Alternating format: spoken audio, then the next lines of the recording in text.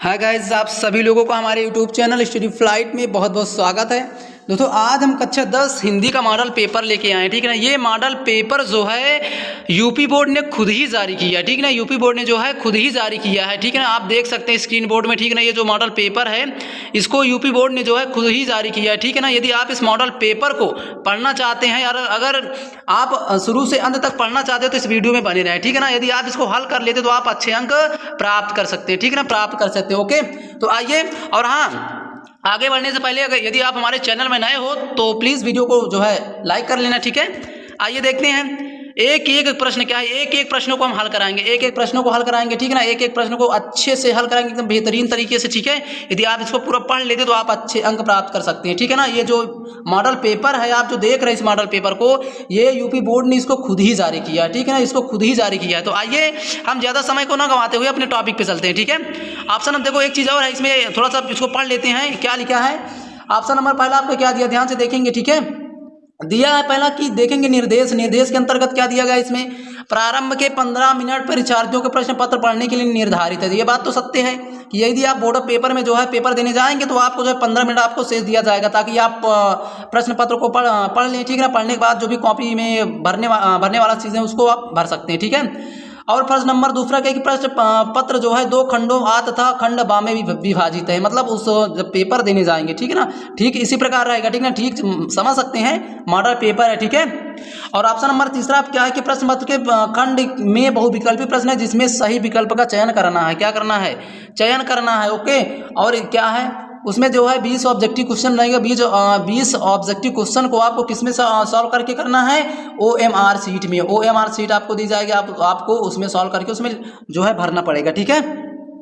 और आगे देखते हैं, आगे देखो क्या लिखा है। चौथा क्या लिखा है कि खंड आ में बहुविकल्पी प्रश्न हेतु प्रश्न के लिए 1 अंक निर्धारित है, केवल 1 अंक निर्धारित है, ठीक है ना। OMR फीट पर उत्तर अंकित किए जाने के पश्चात उसे काटे नहीं तथा इरेजर एवं व्हाइटनर आदि का प्रयोग न करे। दैट इज राइट, एकदम सही है, ठीक है। तो ये चीज आपको नहीं करना है, खुद से पढ़ के जाना, खुद से मेहनत करके जाना है, ठीक है।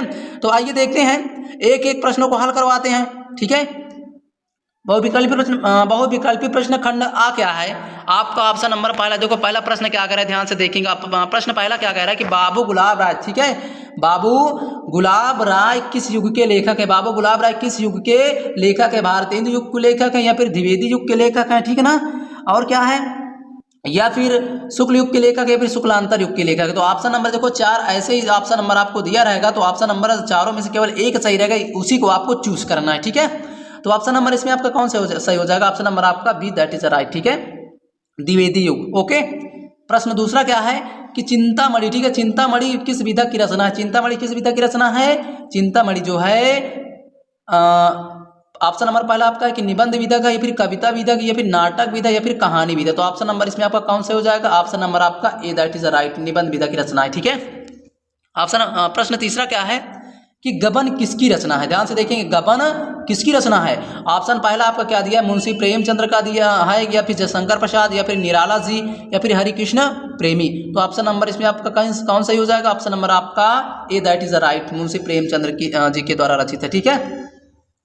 आगे देखो क्या दिया, चौथा प्रश्न हमारा क्या दिया कि शुक्ल युग की समय अवधि है, ठीक है ना। शुक्ल युग का समय अवधि है क्या है, यानी कि ऑप्शन पहला 1936 1943 तक या फिर 1938 ईस्वी तक या फिर 1900 से 1918 ईस्वी तक या फिर उपरोक्त में से कोई नहीं। तो ऑप्शन नंबर इसमें आपका कौन सही हो जाएगा, ऑप्शन नंबर आपका B, that is right. Okay, option number B आपका सही हो जाएगा, ठीक है। आगे पांचवा प्रश्न क्या है आपका कि नीड़ का निर्माण फिर किस विधा की रचना है। नीड़ का निर्माण फिर किस विधा की रचना है। ऑप्शन नंबर पहला आपका है जीवनी विधा का है या फिर आत्मकथा विधा का है या फिर साक्षात्कार भेंट वार्ता, ठीक है, या फिर रेखा चित्र। ऑप्शन नंबर इसमें आपका कौन सा सही हो जाएगा, ऑप्शन नंबर आपका बी, दैट इज राइट, ठीक है, आत्मकथा विधा की रचना है, ठीक है। ऑप्शन प्रश्न हमारा छठवां क्या है कि परिप्रवास किस युग की रचना है। ध्यान से देखेंगे, परिप्रवास किस युग की रचना है। परिप्रवास, ठीक है, परिप्रवास किस युग की रचना है। आपका छठवां प्रश्न क्या कह रहा है, छठवां प्रश्न कह रहा है कि परिप्रवास किस युग की रचना है। पहला आपका क्या है, द्विवेदी युग का है या फिर भारतेंदु युग या फिर छायावादी युग या फिर प्रगतिवादी युग। तो ऑप्शन नंबर इसमें आपका कौन सा हो जाएगा, ऑप्शन नंबर आपका जो है ए, द्विवेदी युग, ये आपका सही हो जाएगा। बाकी सब क्या हो जाएंगे, सब रॉन्ग हो जाएंगे, ठीक है ना। ऑप्शन नंबर आपका ए, दैट इज राइट, ठीक है।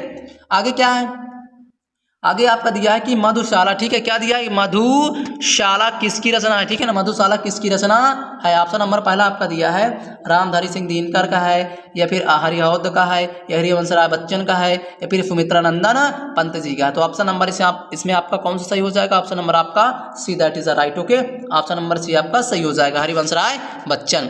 आठवां प्रश्न आपका क्या है कि भारत भारती किसकी रचना है, भारत भारती किसकी रचना है, सियाराम शरण गुप्त की रचना है, या मैथिली शरण गुप्त की रचना है, या फिर महादेवी वर्मा का है, फिर जयशंकर प्रसाद जी का है।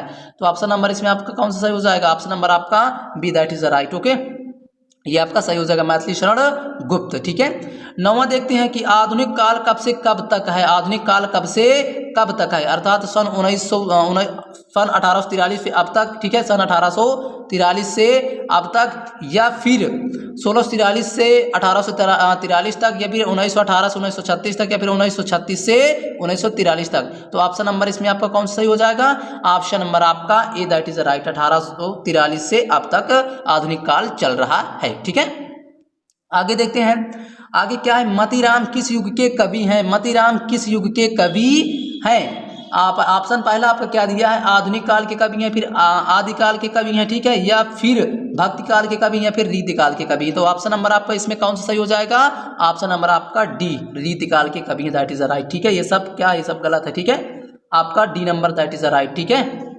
आगे देखते हैं 11वां क्या है कि हास्य रस का स्थायी भाव है, हास्य रस का स्थायी भाव आप लोगों ने पढ़ा होगा कि हास्य रस का स्थायी भाव क्या होता है, हास होता है, that is right, C number. ठीक है, आगे क्या है, आगे है कि सोहत ओढ़े पीठ पटु, ठीक है ना, ध्यान से देखेंगे, सोहत ओढ़े पीठ पटु पट श्याम सलोने गात, और मनु नील मणि शैल पर आता प्रयोग प्रकाश। ठीक है, प्रभात होना चाहिए यहाँ पे। ठीक है, आत्म प्रयोग प्रकाश। ठीक है, ऑप्शन नंबर देखो, अब इसमें क्या क्या आ रहा है, इसको एक बार फिर से पढ़ लेते हैं कि सोहत ओढ़े पीठ पटु श्याम सलोनी गात, और मनो नीर शैल पर आत्म प्रयोग प्रभात। ठीक है, तो उपरोक्त पंक्तियों में क्या कौन सा अलंकार है आपको ये बताना है। ठीक है, कौन सा अलंकार है आपको ये चीज बताना है।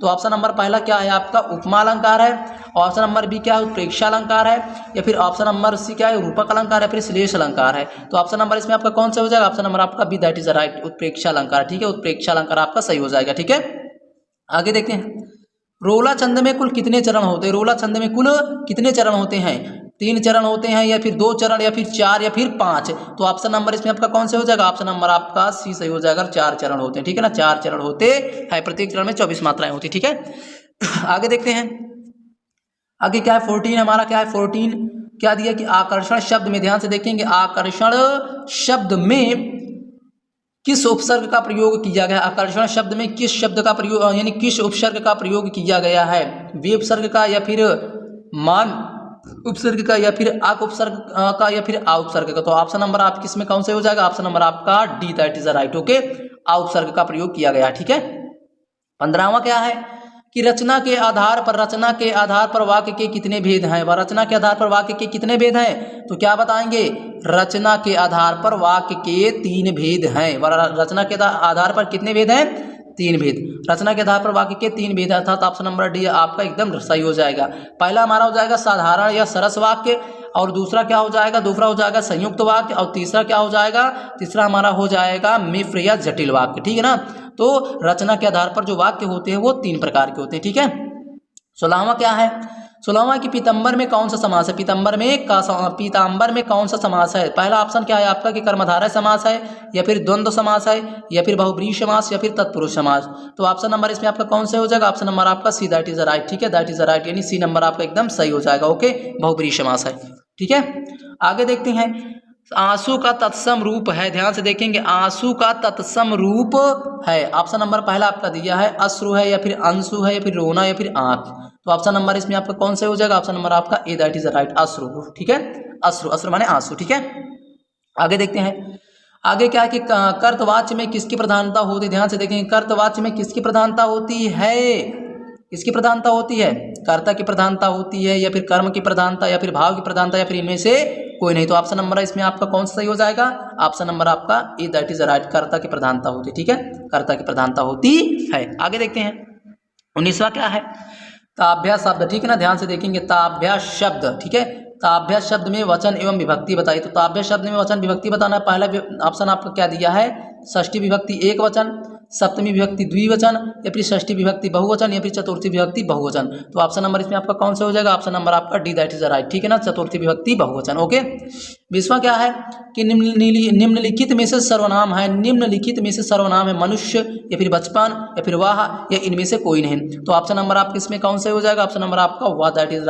राइट, ठीक है, सी नंबर आपका एकदम सही हो जाएगा। ओके, आइए अब देखते हैं खंडवा में, ठीक है ना, खंडवा में देखते हैं, खंडवा वाला जो है ध्यान से देखेंगे, ठीक है, क्या दिया गया। पहले इसको प्रश्न पढ़ लेते हैं। प्रश्न क्या है, क्या कह रहा है कि क्या कह रहा है, ठीक है, देखेंगे। कह रहा है कि निम्नलिखित में से क्या, निम्नलिखित गद्यांश पर आधारित 3 प्रश्नों के उत्तर दीजिए। मतलब निम्नलिखित गद्यांश पर आधारित 3 प्रश्नों के उत्तर दीजिए। तो देखो, सही से पढ़ के जाना है, मेहनत करके जाना है, समझ रहे हो ना, सही से पढ़ के जाना है, मेहनत करके जाना है, ठीक है ना। यदि आप पढ़े होंगे तो आप बता सकते हैं, ठीक है। देखो क्या लिखा है कि यदि, ध्यान से देखेंगे थोड़ा इसको, और थोड़ा जो आप सही होगा, ठीक है, दैट इज राइट। ओके, क्या लिखा हुआ है ध्यान से, ठीक है, ध्यान से देखेंगे क्या लिखा है कि यदि कोई बात नहीं है, फिर यह कोई बात नहीं है कि एक स्वभाव और रुचि के लोगों में ही मित्रता हो सकती है। अब देखो यहाँ पे बात क्या आई, मित्रता की बात आई है, मित्रता की बात आई है कि नहीं आई है? मित्रता की बात आई है। और क्या कि समाज में विभिन्नता देखकर लोग एक दूसरे की ओर आकर्षित होते हैं। जो गुण हम में नहीं है, हम चाहते हैं कि कोई ऐसा मित्र मिल जाए जिसमें वे गुण हो। और चिंताशील मनुष्य प्रफुल्लित चित्त का साथ ढूंढता है, निर्बल बलि का धीर उत्साही का, उच्च आकांक्षा वाला चंद्रगुप्त युक्ति और उपाय के लिए चाणक्य का मुंह ताकता था, ठीक है। और नीति विशारद अकबर मन बहलाने के लिए बीरबल की ओर देखता था। तो इसमें आपको क्या देखना है, इसमें आपको बताना है, देखो 3 प्रश्न ये ठीक एकदम सेम इसी प्रकार आपको दिया, ठीक है ना, एकदम सेम ऐसा ही रहेगा, ठीक है। क्या है लिखा गया है कि प्रश्न, देखो 3 प्रश्न है, इसको क्या करना है, इसको हल करना, ठीक है ना। पहला प्रश्न आपको क्या दिया है कि उपर्युक्त गद्यांश का संदर्भ लिखिए, उपर्युक्त गद्यांश का संदर्भ लिखिए। तो पहले देखेंगे कि ये जो गद्यांश दिया गया ये किस चैप्टर का है, किस चैप्टर का है। इसमें जो है मित्रता के बारे में बात कही, इसका मतलब है मित्रता नामक पाठ का है कि नहीं है। मित्रता नामक पाठ जो आचार्य रामचंद्र शुक्ल के द्वारा रचित है, ठीक है, आचार्य रामचंद्र शुक्ल के द्वारा रचित है, ठीक है ना। तो ये मित्रता यानी मित्रता नामक पाठ से क्या लिया गया है, ठीक है ना। तो उपर्युक्त गद्यांश का संदर्भ लिखिए। तो संदर्भ कैसे लिखते हैं बता रहे हैं, ठीक है। इसका संदर्भ होगा, ऐसे लिखेंगे कि प्रस्तुत गद्यांश, क्या लिखेंगे, प्रस्तुत गद्यांश हमारी पाठ्य पुस्तक हिंदी की, प्रस्तुत गद्यांश हमारी पाठ्य पुस्तक हिंदी के, ठीक है ना, हिंदी के जो है ममता नामक, ठीक है, हिंदी के ममता नामक पाठ से लिया गया है। जिसके लेखक कौन है, जिसके लेखक आचार्य रामचंद्र शुक्ल जी हैं, जिसके लेखक कौन है, आचार्य रामचंद्र शुक्ल जी हैं। एक बार फिर से इसको रिवाइज कर देते हैं। इसका संदर्भ क्या होगा, प्रस्तुत गद्यांश हमारी पाठ्य पुस्तक हिंदी के ममता नामक पाठ, हिंदी के मित्रता नामक पाठ से लिया गया है। जिसके लेखक कौन है, आचार्य रामचंद्र शुक्ल जी हैं, ठीक है। ये इसका संदर्भ हो गया। ऑप्शन नंबर दूसरा आपका क्या दिया है, दूसरा दिया है गद्यांश के रेखांकित अंश की व्याख्या की जाए, रेखांकित अंश की व्याख्या कीजिए, ठीक है। आप देखो रेखांकित अंश कैसे, मतलब देखो सब, देखो जहां से जहां तक, देखो यहां से लेकर के, ध्यान से देखेंगे, ठीक है, यानी कि यहां से लेकर के यानी यहां से लेकर के आपको यहां तक क्या करनी है, व्याख्या करनी है, ठीक है ना। अपने शब्दों में क्या करनी है, व्याख्या करनी। चलिए इसकी हम व्याख्या कर देते हैं, ठीक है ना, इसकी व्याख्या करते हैं। क्या कह रहे हैं कि यह कोई बात नहीं कि एक स्वभाव के रुचि के लोगों में ही मित्रता हो। मतलब ये कोई बात नहीं, देखो यह कोई बात नहीं, मतलब ये कोई बात निश्चित नहीं है, अर्थात यह निश्चित नहीं है कि एक ही स्वभाव और रुचि के लोगों में मित्रता हो सकती है। बात तो सत्य है, मतलब इसमें अपनी जो है अपने शब्दों में लिखना है, ठीक है ना। क्या लिखा है कि यह कोई बात नहीं, अर्थात ये अनिश्चित है, अर्थात निश्चित नहीं है कि एक ही स्वभाव और एक ही मनपसंद लोगों में मित्रता हो सकती है। और समाज में, ठीक है, ये यहाँ तक हो गया। अब यहाँ देखते हैं कि समाज में विभिन्नता देखकर लोग एक दूसरे की ओर आकर्षित होते हैं। बात तो सत्य है कि समाज में, हमारे समाज में लोगों के विभिन्नता, लोगों के अलगावों को देख करके जो मनुष्य होते हैं, जो लोग होते हैं, वो एक दूसरे पर क्या होते हैं, एक दूसरे की ओर आकर्षित होते हैं, अर्थात एक दूसरे की ओर क्या करते हैं, आकर्षित होते हैं, ठीक है। ये इसका क्या हो गया, इसका हो गया भाई व्याख्या हो गई, बस हो गया। और तीसरा क्या आपको प्रश्न कह रहा है, तीसरा कह रहा है कि लेखक के अनुसार समाज में विभिन्नता देखकर लोग एक दूसरे की ओर आकर्षित क्यों होते हैं, ठीक है ना, आकर्षित क्यों होते हैं, ठीक है। तो इसका जो प्रश्न है, जो तीसरा प्रश्न इसी में मिल जाएगा। इसको एक बार पढ़ लेते हैं। क्या है कि यह कोई बात नहीं कि एक स्वभाव रुचि के लोग में ही मित्रता हो सकती है। समाज में विभिन्न लोगों को एक दूसरे को आकर्षित होते, जो गुण हमें नहीं है, हम चाहते कि एक मित्र जिसमें वो गुण हो। तो आपका कहाँ सही हो जाएगा आपका, आप यहाँ से लिख सकते हैं, यहाँ से जो है यहाँ तक लिख सकते हैं, एकदम सही हो जाएगा, ठीक है ना। समय के अनुसार आपको काम करना है, बाकी आप यहाँ से भी लिख सकते हैं, लेकिन समय के अनुसार आपको करना है, आपके पास समय होना चाहिए, ठीक है। यहाँ से यहाँ तक आप लिख देंगे, दैट इज राइट, ठीक है। अब आइए आगे देखते हैं, आगे क्या है। आगे देखो अथवा में, देखो अथवा में भी दिया है, ठीक ना, अथवा में ऐसे सेम ऐसे ही देगा, ठीक है, सेम ऐसे ही देगा, ओके।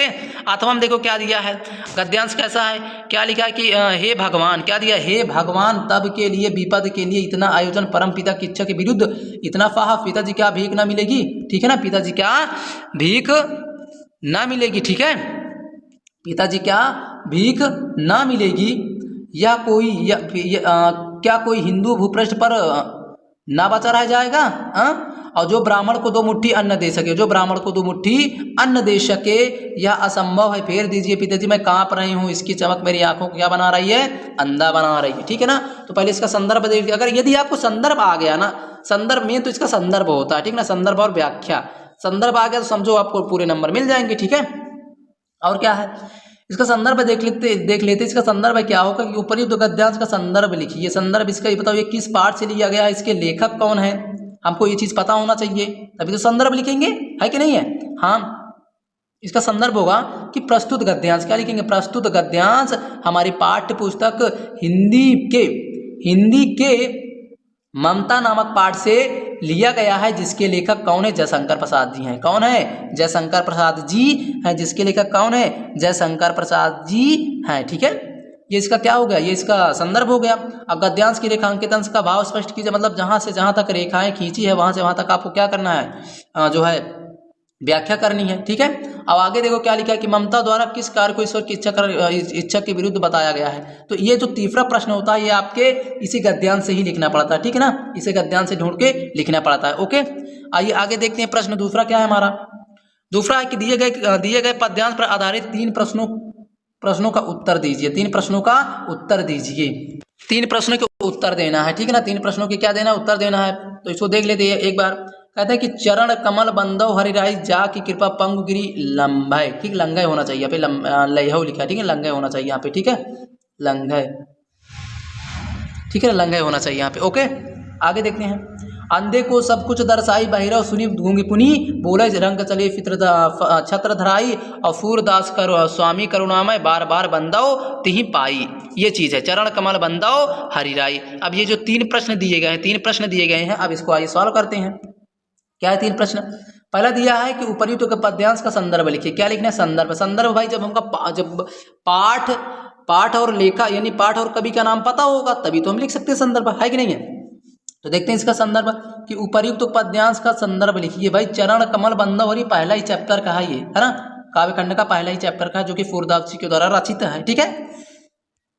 इसका संदर्भ होगा कि प्रस्तुत पद्यांश, क्या प्रस्तुत पद्यांश हमारी पाठ्य पुस्तक हिंदी में, प्रस्तुत पद्यांश हमारी पाठ्य पुस्तक हिंदी में फूरदास के पद नामक शीर्षक से उद्धृत है, जिसके कवि फूरदास जी हैं, जिसके कवि सूरदास जी हैं। ये इसका क्या होगा, संदर्भ हो गया।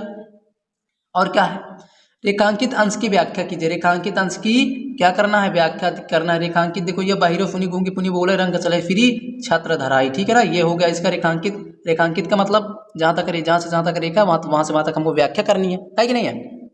आगे देखते हैं, रेखांकित अंश की व्याख्या कीजिए कि बहिरो सुनी गूंगी पुनी बोले रंग चले फिरी छत्र धराई, ठीक है।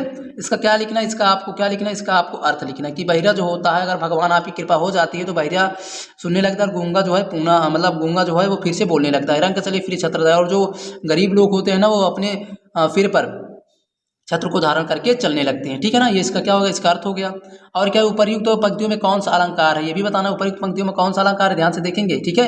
बहिरो सुनी गूंगी पुनी बोले रंग चले फिरी छत्र धराए, यहाँ पर जो है उपमा रूपक अलंकार है, उत्प्रेक्षा अलंकार भी कहीं कहीं आया है, ठीक है ना, उपमा रूपक और उत्प्रेक्षा अलंकार कहीं कहीं भी आया है, ठीक है ना। आगे देख लेते हैं आगे क्या है, आगे देखते हैं भैया। अथवा में देखो, अथवा में इसमें भी दिया है, ठीक है ना, अथवा में दिया है ना, क्या है कि सुनी सुंदर बहन, ध्यान से देखेंगे क्या लिखा है कि सुन सुंदर बहन, सुन सुंदर सुंदर, ठीक है ना। सुन सुंदर वैन सुधार सान सयानी है जानकी जानी भली, और तिरछे करी नैन तिन्हे समुझाई कछु मुस्काई चली, और तुल्फी ते ही अवसर से ही रावय अवलोकत लोचन लाहु अली, और अनुराग तड़ाक में भानु उदय बिकसी मनु मंजुल कंज कली। तो देखेंगे पहले ये जो 3 प्रश्न है, ये 3 प्रश्नों को हमको हल करना है। उपर्युक्त पद्यांश का संदर्भ लिखना है। क्या लिखना है? उपर्युक्त पद्यांश का संदर्भ लिखना है। इसका संदर्भ क्या हो जाएगा? संदर्भ इसका क्या हो जाएगी? प्रस्तुत पद्यांश हमारी पाठ्य पुस्तक हिंदी के, ठीक ना, प्रस्तुत पद्यांश हमारी पाठ्य पुस्तक हिंदी के वनपथ शीर्षक पे उद्धृत है, और जिसके कवि कौन है? तुलसीदास जी हैं, जिनके कवि तुलसीदास जी हैं, ठीक है। और क्या है? रेखांकित अंश की व्याख्या करनी है, यानी रेखांकित मतलब देखो, ये देखो रेखा खींची गई कि नहीं खींची गई है, मतलब यहाँ से यहाँ तक आपको क्या करनी है? व्याख्या करनी है, ठीक है। ऑप्शन नंबर तीसरा आपका क्या है कि अनुराग तड़ाग तथा मनु मंजुल कंज कली में कौन सा अलंकार है, ठीक है ना। देखो मंजुल कंज कली, देखो का आया है, मामा आया है कि नहीं आया है, तो यहाँ पे देखेंगे तो अनुप्रास अलंकार है ना, अनुप्रास अलंकार है, ठीक है। आगे देखते हैं। तीसरा आपका प्रश्न क्या दिया है? तीसरा ध्यान से देखेंगे, ठीक है ना। तीसरा आपका दिया है कि दिए गए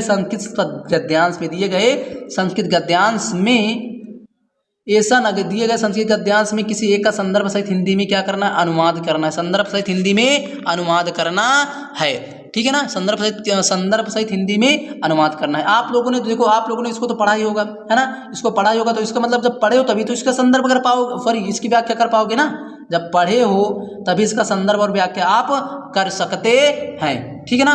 तभी इसका आप संदर्भ और व्याख्या कर सकते हैं, ठीक है। तो देखते हैं भाई क्या लिखा है कि दिए गए संस्कृत गद्यांश में किसी एक का संदर्भ सहित हिंदी में अनुवाद करना है। क्या करना है? हिंदी में क्या करना है? अनुवाद करना है।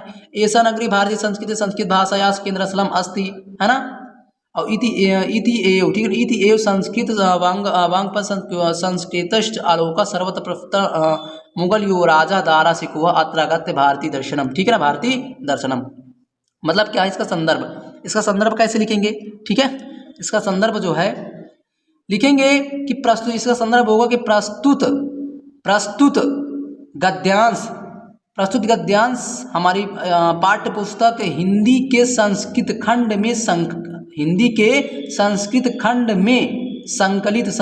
में संकलित जो है भारतीय संस्कृति नामक पाठ से लिया गया है। ये इसका हो गया संदर्भ, ठीक है ना। कि प्रस्तुत गद्यांश हमारी पाठ्य पुस्तक हिंदी के दिग्दर्शिका में संकलित जो है भारतीय संस्कृति नामक पाठ से लिया गया है, ये इसका संदर्भ हो गया। और व्याख्या तो आप कर सकते, अगर पढ़े तभी कर सकते हैं, और नहीं पढ़े तो कहाँ से कर पाओगे? पढ़े हो तो अभी तो इसका संदर्भ लिख पाओगे, है कि नहीं है। और आगे देखो अथवा वाला क्या दिया है कि मानव जीवन संस्कृतम संस्कृति अस्माकं पूर्वजा मानव जीवन संस्कृतम महतम, ठीक है ना। संस्कृतम महांतम प्रयत्नम अकुर्वन् ताम अस्माकं जीवनस्य संस्कारणाय यान आचारान् विचारान् आदर्शयन् तत्सर्वम् अस्माकं संस्कृति। दिए गए संस्कृत पद्यांश में किसी एक का संदर्भ सहित हिंदी में अनुवाद कीजिए, ठीक है।